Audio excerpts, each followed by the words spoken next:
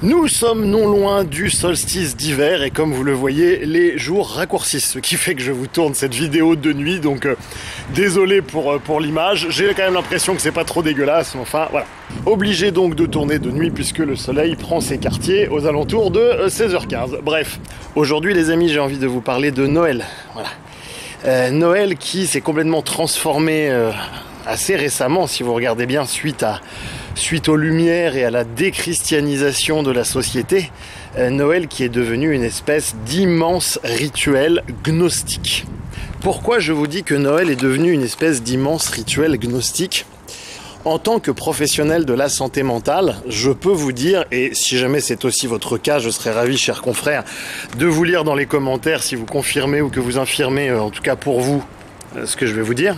La période de Noël, en gros à peu près 3 semaines avant et 1 mois après, sont la période durant laquelle je reçois le plus de gens en consultation, qui se sont fait littéralement défoncer pendant les fêtes de Noël. Les 3 semaines précédant les fêtes de Noël, c'est oh non, oh non, oh non, j'ai pas envie d'y aller et merde mais je dois y aller. Et les 3 semaines après Noël, ça va donner quelque chose du genre « Mais pourquoi est-ce qu'il m'a dit ça, ce tonton Bébert à la con ou cette tati Janine qui me fait chier? Je voulais pas revoir ma mère, mon père, mes frères, mes sœurs. » Et mon père, ma mère, mes frères et mes sœurs, oh oh, ça serait le bonheur. L'immense majorité, bien sûr, va prendre sur soi pendant quelques jours, foie gras et petit four aidant.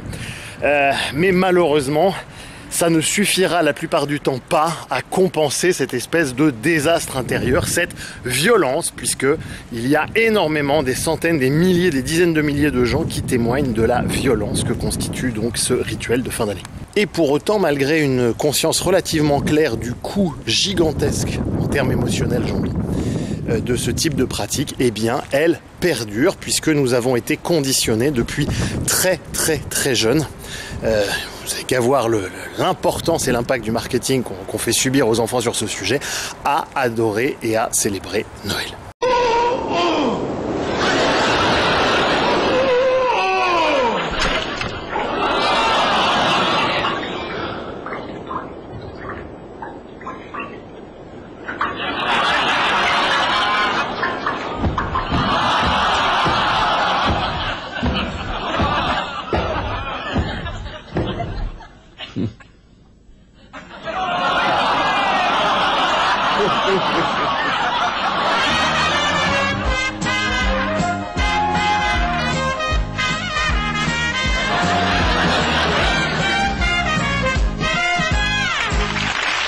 Est-ce que je suis pour autant un anti-Noël primaire? Pas du tout. Pas du tout. Noël, c'est une fête tout à fait respectable. De toute façon, vous faites ce que vous voulez. Moi, je ne suis pas là en tant que prescripteur de comportement. Hein. Jamais. C'est pas mon rôle, c'est pas mon envie, c'est pas mon désir. Bref, ça n'est pas le cas. Non, non. Simplement, une fête de Noël non sacrificielle, c'est une fête où chacun des membres du groupe social nommé famille a un élan du cœur et de la joie à célébrer le fait qu'ensemble, nous formons une famille avec un F majuscule. Ce qui implique, pour qu'il y ait un élan du cœur réel et non pas une espèce d'ersatz simulé où on n'a que la forme et où le fond est parti en vacances depuis très très longtemps, d'amour, de cohésion, d'unité et d'harmonie. Et c'est à cet endroit-là que se cache une des logiques sacrificielles les plus endémiques de notre société. Si la famille est unifiée et que chacun des membres a réellement au fond de son cœur envie de célébrer Noël en famille, mais écoutez, c'est tout le bien que je vous souhaite, les amis. C'est tout le bien que je vous souhaite. Mais en tant que professionnel de la santé mentale, je croise tous les ans, depuis des décennies, suffisamment de témoignages pour pouvoir vous inviter à réfléchir sur la composante sacrificielle de ce « j'ai pas envie d'y aller, mais je vais y aller quand même pour faire plaisir à mémé qui va bientôt mourir, parce que j'ai pas envie de voir tonton, mais il y a mes frères et sœurs, ça va, etc. » Et à observer tous les petits arrangements avec soi-même auxquels les uns et les autres vont devoir recourir pour rendre cette soirée viable. Oh! Oh! Ah! Oh, une serpillière, c'est formidable, Thérèse. Je suis ravi, écoutez. Non, Pierre, c'est un gilet. Pour célébrer, cela implique d'avoir une forme de joie dans le cœur, puisque célébrer, c'est partager la joie à plusieurs. Et pour avoir cette joie dans le cœur, cela implique à un endroit une certaine forme de liberté. Quelque part, c'est beaucoup plus difficile d'avoir la joie lorsque l'on est contraint. Alors effectivement, passer un certain niveau d'évolution, on peut éprouver de la joie dans un cachot, seul, ligoté, etc. bien sûr. Mais la plupart des gens qui regarderont cette vidéo n'en seront pas forcément à ce niveau-là de liberté intérieure, en effet. Et donc, ce moment des fêtes peut permettre d'observer quelque chose sans forcément essayer de le changer d'une quelconque façon. C'est la différence entre l'être et le paraître. Alors évidemment, les adeptes d'un certain développement personnel à l'américaine vous diront fake it until you're machin, etc. Bon, fais semblant d'avoir des émotions, fais semblant qu'il y ait de l'harmonie et tu vas voir que ça va créer l'harmonie. Mais ça, qu'est-ce que c'est, les amis? Ça s'appelle de l'auto-hypnose. Et par définition, dans l'auto-hypnose, on va retomber tout de suite dans la logique gnostique, etc. et dans une forme d'aliénation de soi-même, donc de sacrifice. C'est ce qui risque de se passer lorsque l'on prend un rituel traditionnel et qu'on le vide de sa substance. C'est d'ailleurs la même chose avec les enseignements traditionnels que l'on prend et que l'on vide de leur substance. Dès que l'on prend quelque chose qui relève de la tradition et qu'on l'enlève de sa substance, eh bien, on va en faire une espèce d'ersatz gnostique. Et à partir de là, on va se mettre à créer et à générer des antitélies. C'est-à-dire que Noël, qui est censé être la célébration de l'amour, de l'unité, de l'accordage et de la reliance avec le monde spirituel incarné, comme le Seigneur s'est fait chair, incarné dans le lien à l'autre et l'amour de l'autre, devient une forme d'aliénation, de division et de rituel qui génère une forme de dualité. Le tout bien enrobé de marketing, histoire de créer une pression sociale qui pousse les gens à dépenser de l'argent, consommer, etc., etc. C'est une inversion totale de l'intention initiale et ça n'est pas étonnant de la part d'une pratique gnostique.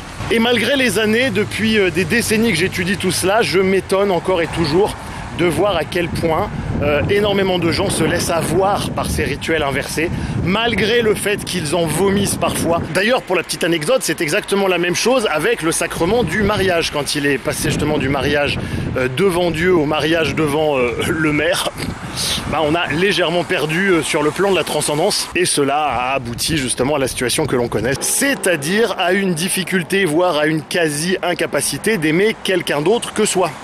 Parce que oui, aimer quelqu'un d'autre que soi, c'est quelque chose d'extrêmement difficile et ça demande un petit coup de pouce de la part de quelque chose d'un petit peu plus grand que soi. Et spoiler alerte, c'est pas monsieur le maire qui est un peu plus grand que soi. Non, en général, monsieur le maire, c'est juste un fonctionnaire qui fait son travail et c'est déjà très respectable. Alors tout ceci pour vous dire quoi? Tout ceci simplement pour vous inviter l'espace d'un instant à placer votre conscience sur votre relation avec votre famille. Énormément de gens se servent de la notion de famille comme une espèce de doudou. Quelque chose qui apporte une illusion de sécurité dans un monde incertain.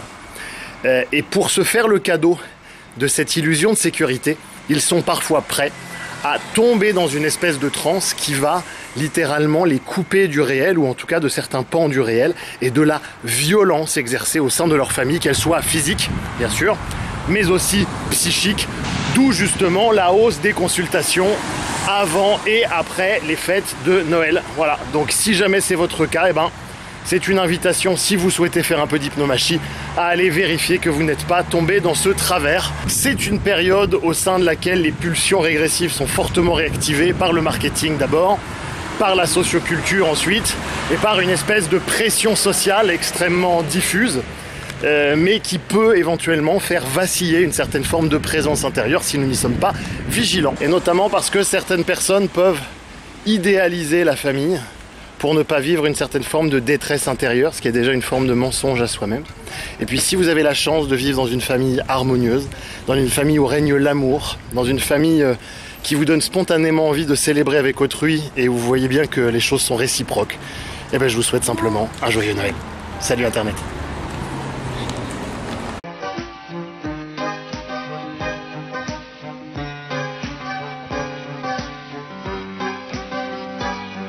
Les enfants de par là ont la mémoire des rues, le cœur au bout des doigts, les souvenirs à nu.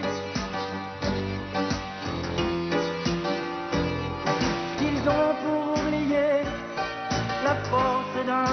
ans qu'ils se sont inventés sur fond de mauvais temps pour un anneau perdu. Ce monde est mal foutu, rien de sang, rien du cœur, ce sont des mots d'ailleurs.